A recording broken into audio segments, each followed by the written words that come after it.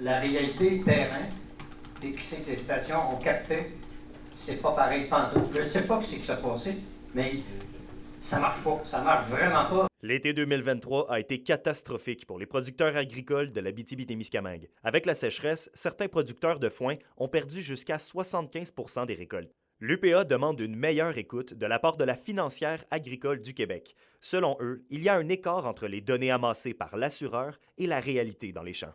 On est assuré à l'assurance récolte. C'est elle. On n'a pas le choix, c'est elle. Aujourd'hui, ils ont considéré qu'on avait 35 % de perte. Puis les producteurs sont plus à 60-70 % de perte. On passe pas l'hiver, là. C'est comme une maison qui passe au feu, là. Tu sais que tu as une cotisation à payer, tu sais que tu as tes assurances. Et quand il dit, bien là, tu vas avoir une maison rien qu'à une chambre parce que je te donnerai pas 3 chambres ou 4 chambres. Et tu avais assuré pour 4 chambres, par exemple.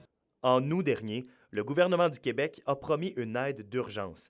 Mais les producteurs agricoles disent toujours attendre leur chèque. Et là, après quelques mois, on est forcé de constater que pas beaucoup d'entreprises s'en sont prévalues. Et puis, il faut peut-être donner un petit coup de pouce à ce programme-là. Puis peut-être inventer autre chose, là.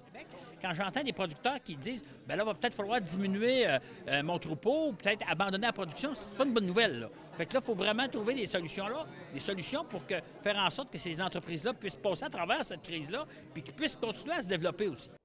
Aujourd'hui, quelques résolutions ont été apportées, notamment l'ajout d'une station météo à Rouyn-Noranda afin d'avoir des données plus précises et représentatives.